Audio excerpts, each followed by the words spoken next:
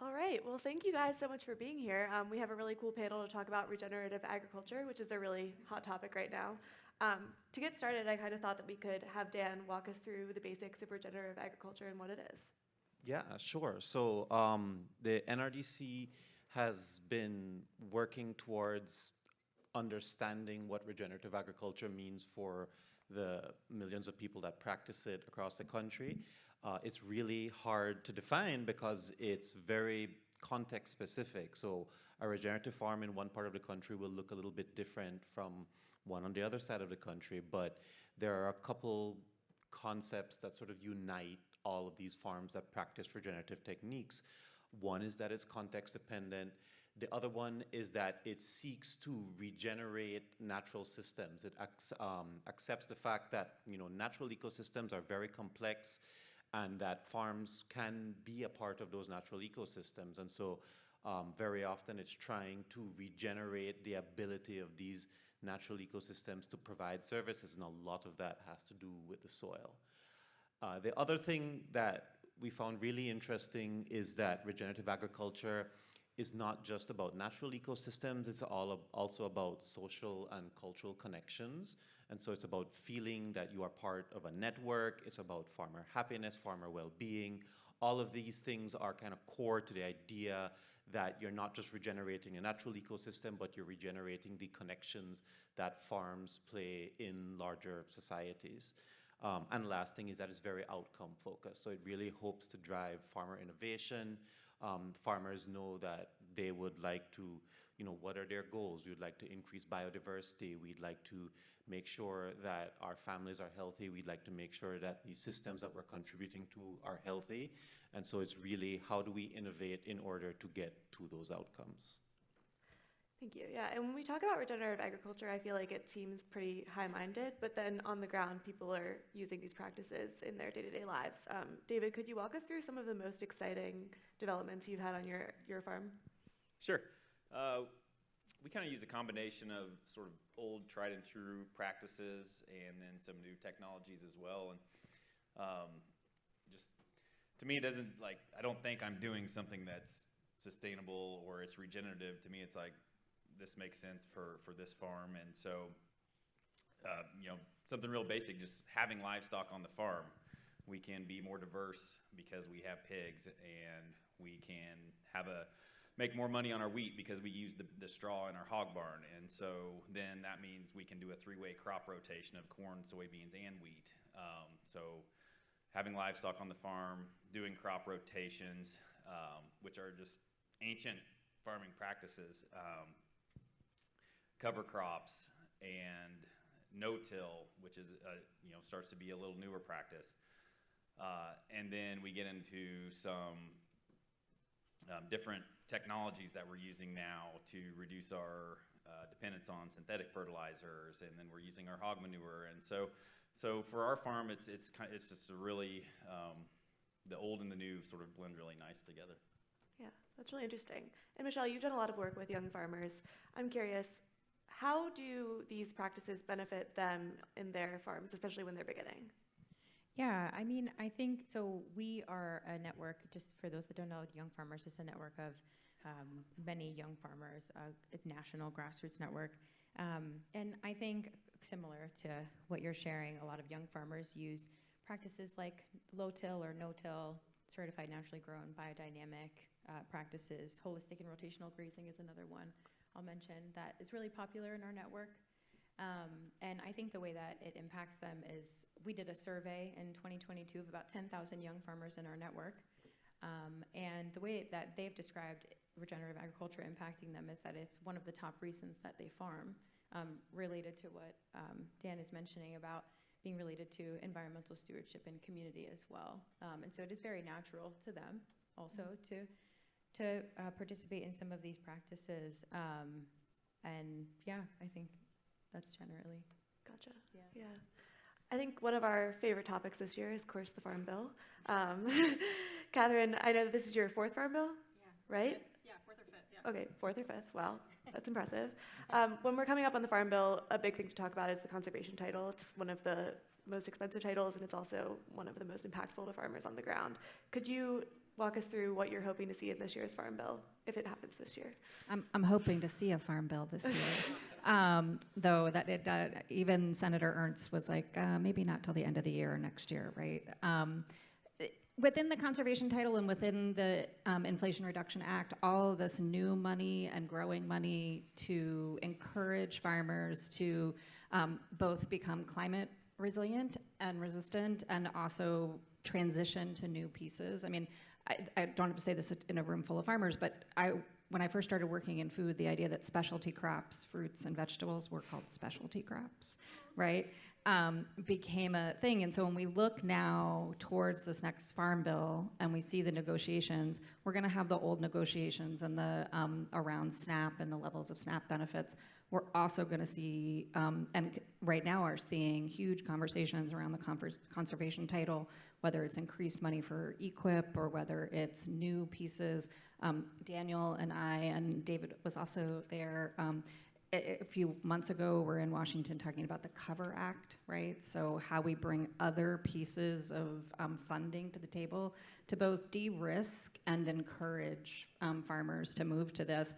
And I think when we think about deep regenerative, and that's what we really hope to see, maybe not in this farm bill, but in the next farm bill, we're also talking about the true cost of food. And I think every Niman rancher knows this, that what you are spending, you are also putting back into the community, right? Like the circular community economy, and we want to see that everywhere, right? People can get higher prices for their goods, they can be healthier for the soil, they can be healthier for humans, and they can provide real deep economic benefit for not only the farmers, but the communities in which they live. So my hope is that we get to that point within the Farm Bill. I am really pessimistic about this particular Farm Bill and that move just because of the lines around funding and the timing. And so that's really my hope, though. In the absence of more funding, in the case that it has to be budget neutral, there aren't extra funds to go to conservation, is there anything that Congress could do that would kind of move this forward? Oh, there's so much they could do, right? No, there's so much that they could do. I mean, we're looking at, a number of the programs, so if the Farm Bill isn't reauthorized at the end of September when it expires, there are a number of programs that are protected, right? That we will see funding continued through 2024, in 2028, further than that.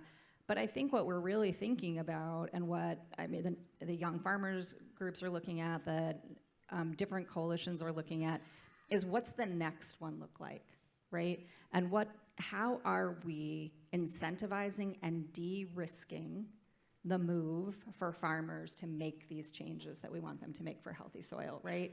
And that's really at the crux of this. And Congress could look at these things outside of the confines of the Farm Bill. Like, we think about this as like, once it is the bill that feeds our country, right? And it is the bill that helps support economies around the world, and it's once every 5 years, right? So this idea that Congress could be looking at ways to do this outside of the Farm Bill, we could be looking at different standalone pieces of legislation. We could just be simply looking at a regular conversation around the true cost of our food, the true benefits of a better food system, especially to farmers and the economy, and to the local economies in particular. I'm just really pessimistic. Sorry, I haven't had enough coffee today to be optimistic. Gotcha. Well, the conservation title authorizes a lot of different programs. David, how have these Farm Bill programs impacted you on your farm? Sure. The biggest one would be, was mentioned in the video, the CSP program, and I do love the tie-in with Niman Ranch in the history there. But really, when we bought the farm, it was in pretty poor condition, and we tried doing some no-till and some cover crops on it to see if we could kind of get it back in shape, and it was getting to be a struggle. And then we were talking with our local conservation agent about, or NRCS person about maybe some EQIP, some edge borders, something like that. And then they just said, well, what about this CSP? You guys, it's quite a lengthy process to get approved for it. And he said, you guys are already doing some good things. Let's see what's out there for you. And the CSP worked really well for us. And like I said, we turned that 50 acres into monarch butterfly habitat 14 acres at a time, so it went over 4 years, so we got to kind of ease into it, and it's really turned into something special, and we've hosted some 5Ks out there for fundraisers, and we want to share it more, so we're looking for more ideas on how to share that with everybody, because it seems a little selfish to go to work and have 50 acres of wildflowers all to yourself. So. Yeah. Where would your farm be without the conservation programs? It wouldn't be near as profitable, that would be for sure. Aside from CSP, there's programs with cover crops and no-till. We're working through a nutrient management program so we can get some better facilities for our hog manure, and so it's been really important to our farm, and something that we've definitely taken advantage of. And sometimes it's working with the government, and so it can be challenging at times. But I think if you make some good relationships with those people in the USDA office, and they see you have a common goal, then you can get some good stuff done. Gotcha. Yeah, Michelle, when you work with young farmers, how have these conservation programs impacted them? Yeah, I mean, I think it's a tough question to answer because actually about 2/3 of the folks who took our survey are pretty unfamiliar with USDA programming. The ones that do participate in the conservation programs we have a lot of success stories, I would say, and it's extremely beneficial, the programs, to young farmers, but so many of them haven't utilized them or are unfamiliar with the program. So I'm glad that we're bringing USDA into the conversation, because I think part of the work that we are doing is with Congress, but the other part is Farm Bill implementation. And so I think the conservation programs are super important to the young farmers that are familiar with them. But I think USDA has a lot of work to do in terms of outreach and making sure that young farmers understand. The other thing I will say about implementation is that there are just some really small changes that could be made. Some of the farmers that in our network are so small that applying for some of these programs, half of the questions in the application are irrelevant to them. That can feel really burdensome. The application deadlines are super quick. They're also usually fall within the farming season for a lot of our young farmers, which is just, it's misaligned with getting them actually enrolled in programming. Okay. Is there anything else that USDA could change from any of your perspectives that would make it easier for people to access these programs? I think the technical assistance piece is really important, right? I have been a Farm Bill reviewer, like an implementation reviewer for USDA on a number of programs, and even not understanding the vocabulary, right? Like the reviewers have very specific vocabulary that they're looking for, right? And if you don't know that, your application can get kicked, right? Or not approved. And I think, there are some programs that are trying to bridge that gap, right? Both private and even at USDA to try and, more webinars, more calls, but it's still really opaque. And if you don't have the technical expertise or the historical expertise to understand how to navigate the USDA system, it's completely off-putting, right? So they could make some technical changes. They can invest in pieces like that.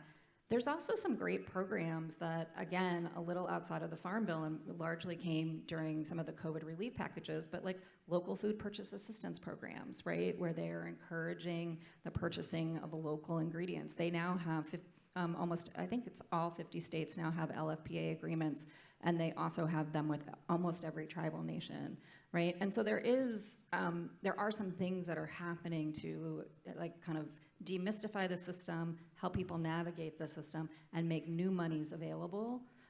But they've got a long way to go. Yeah, I agree with that. I would also just add a couple things, I think, and all of this is very related and sort of the same thing in a way. But a couple other things is like USDA's workforce is not always representative, especially in offices representative of the folks, at least in the Young Farmers Network. And so I think just having some folks who are very familiar with the realities for young, new, and beginning farmers would be helpful for USDA. It's something we advocate for very frequently. So I would say that's one big thing. And then the other thing I think that they should think about in the same regard is just like general cultural competence.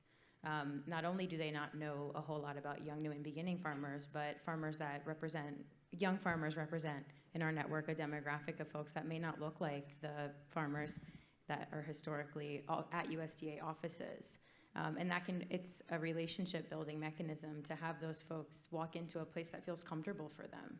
And so I think they need to really focus a lot more on that. And they're doing that in some ways. Like, I don't know how many of you are familiar with the cooperative agreements that USDA has with a lot of nonprofit organizations and like the National Young Farmers Coalition and other community-based represented organizations where they're trying to make those relationships a little bit more clear and transparent and connect to farmers in that way. So I think more of all of that, it's all outreach, but I think more of all of that would be helpful. I think one big thing from my point of view is just better data. So I think that especially when it comes to looking at the impacts of all of these programs that they've had already, what are the environmental impacts, what are the social impacts, there's not like a really good data infrastructure that's like easy to access so that you can actually tell what the outcomes are. And that is becoming a bigger and bigger issue, especially when you start to look at soils, because you also need to have like a lot of really good data on how soils change over time. And then, so having some sort of like data infrastructure part of that to like kind of update it, bring it into modern age. Mm-hmm. Yeah, and environment comes into the question a lot when we're talking about these types of programs. When you're doing regenerative agriculture practices on the ground, what are the environmental benefits that are coming from that? Oh, yeah, there are a lot of them. So, it can range, again, because regenerative farming is so context specific and it depends not only on what the specific system the farmer is working in, but what the environment is around them. The benefits can differ, but very often you get great water savings, water retention in the soil, you get improved biodiversity, you can get improved carbon storage in the soil, productivity can increase, pest and disease resistance, especially in soils, is a really big one. I'm a soil microbial ecologist, so I love to talk about like the living part of the soil, which is not maybe what everybody else likes to talk about, but He makes it very interesting. Yeah, but you think about it, over half the world's remaining biodiversity is contained in soils. And it's not like very sexy biodiversity because it's all microscopic, but it is the silent partner in every single farm worldwide that, plants don't grow unless you have all of these invisible processes happening in the soil. And so regenerative agriculture, I think, pays more attention to that silent partner and is like, these practices can help to improve this living network that all of these farms depend on, and all the benefits that come from that are, you could do a PhD in them, honestly. But I also think the benefits are sort of transcend this. A couple months ago, I referenced this. We brought some chefs and farmers to Capitol Hill to talk to folks about the Cover Act, right? Because it improves the soil. Yes, the benefits are amazing. The farmers, though, can also, there's an economic benefit. And therefore, chefs, there's also a taste benefit. David's got a T-shirt on. Will you tell people this shirt is fire for a number of reasons? But I love the relationship that you have with Marissa, or small relationship. And they didn't know that until you were in Washington together, right? Or you kind of figured it out? Yeah, we figured it out about a day before we got to D.C. You tell everybody what I'm talking about. Yeah. So we partner with a tortilla company in Kansas City, and they branched out a little bit now, but they used to literally just make tortillas. And this year they were named the James Beard Outstanding Bakery of the Year, like for the entire country. And it was amazing. And we supply them with a very small part of their product, but we have a great relationship with them. And Marissa was out in D.C. with us talking with chefs for healthy soil, and that's the whole point of this group, was that the chefs are saying, we need healthy soil to make delicious food, and that delicious, these products have to be great coming from these farms, and we need healthy soil to do that. So it was kind of fun walking into the senator's office, and they'd say, "So which group are you?" And we say, "Well, we're Chefs for Healthy Soil," and they'd be like, "Oh, that's haven't seen that one before." But I love that story just because it's also the farmer and the chef working together with a high quality product that that makes it delicious end things that she sells to consumers. And it is regenerative agriculture on a plate, right? And it's magnificent. I think this brings us back to how regenerative agriculture isn't just about the environmental benefits or the data aspects, even though those are important. It's also about what it means to farmers on the ground. David, how has using regenerative agriculture practices changed your relationship with your community? Oh, with the community.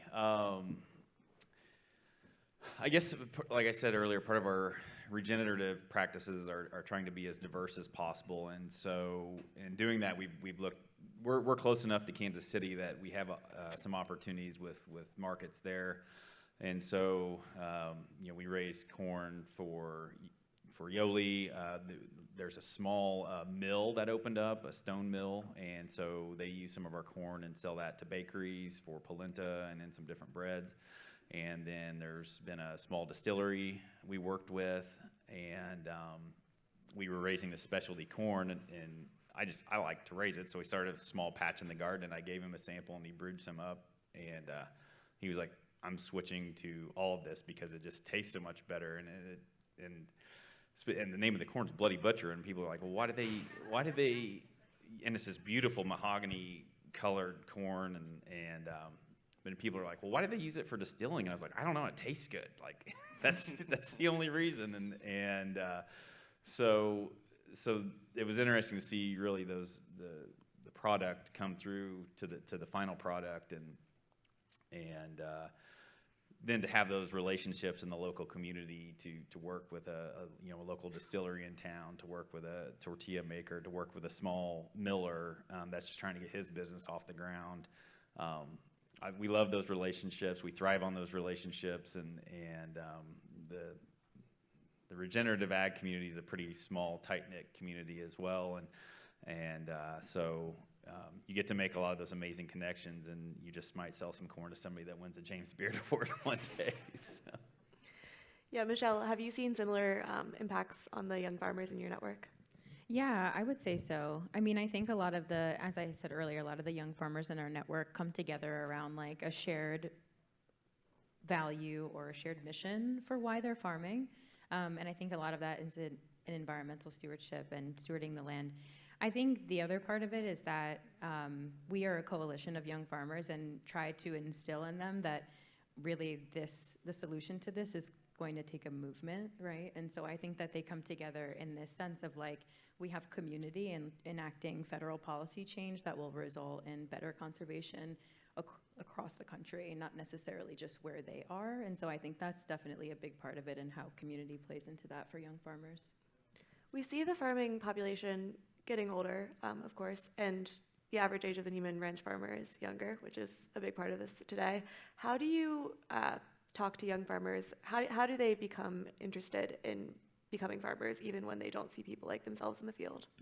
Yeah, I think it's, again, like they really lean into like the reason that they're farming. I think they're leaning less thinking about it as like a profitable career and more thinking about farming as a lifestyle and what it means for them to be a farmer for the long haul.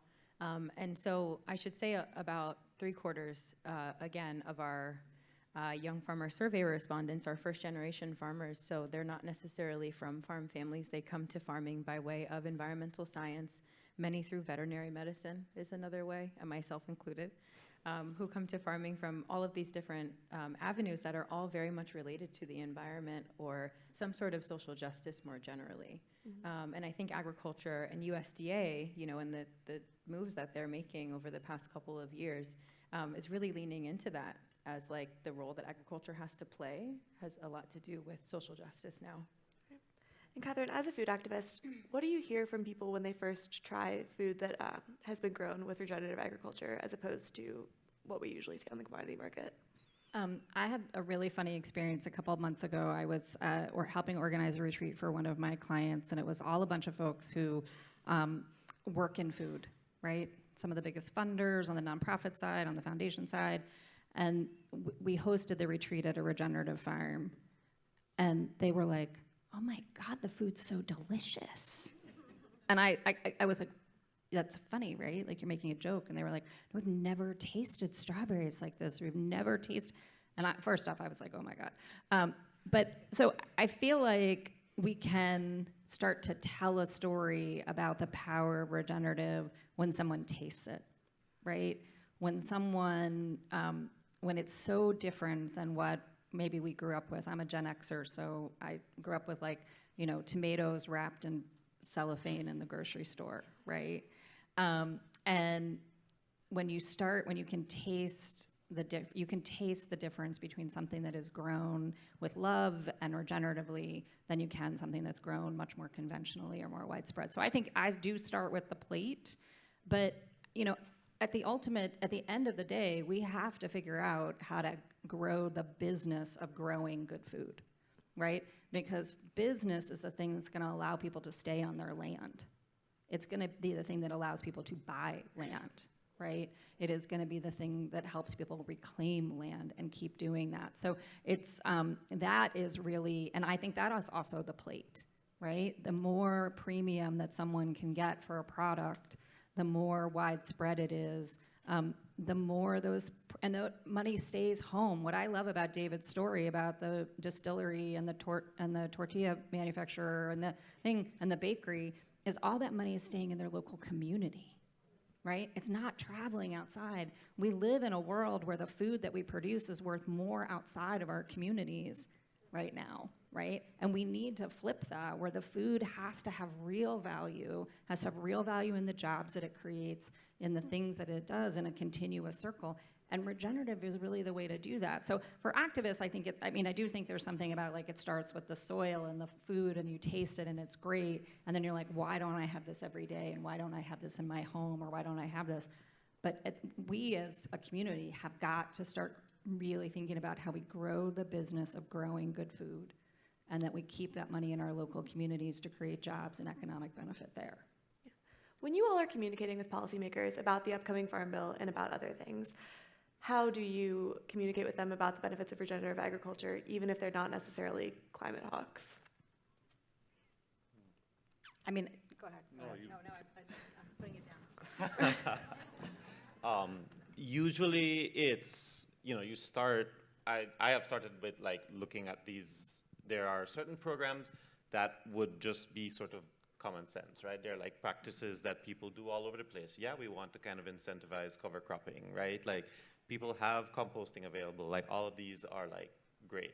And then, people love a story, right? And soil and regenerative agriculture sort of is a story, and it's a story about how things go from the soil and the farmers that, like pigs that like feed on the corn that are grown in the soil, the farmers that raise the pigs, the people that eat the product are all part of this same overarching story. And so you need to pay attention to sort of all of the characters in there to make sure that you have a good story, right?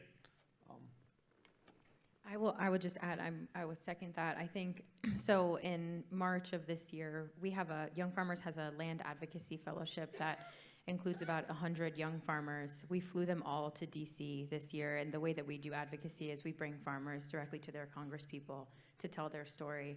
And for young farmers, the way that we tell the story about conservation is through land access. And I think young farmers, the number one barrier and challenge for new and beginning and young farmers in our network getting into farming is access to land, access to capital, and the motivation to continue trying even though those barriers exist is environmental conservation, stewardship, regenerative agriculture. And so that is sort of the way that we talk about it, definitely by way of farmer stories and direct experience. Katherine, you looked like you might have something to say. I think it's entirely about farmer experience and the stories of the chefs and the farmers and the fishermen that we can bring into the halls of Congress. The more that we can connect that, but politicians really do care about one thing. They care about how it benefits them and their sort of relationships and their reelection, and jobs and the economy are the number one driver. So you can tell all the great stories you want about all the majestic land and all the benefits to the soil, and they're going to ask, what's this going to cost and what's the benefit of it? And the benefit of it is ultimately, what does it mean to the local economy and the jobs, right? And so I'm all for narrative storytelling. I do that all the time, but that narrative storytelling has to be coupled with an economic benefit for a politician. Yeah, and that's so salient as we come up on this next Farm Bill, whether it's this year or next year or after that. We'll all see. But thank you so much for all being here. This has been a great conversation. It's good to hear all of your experiences with regenerative.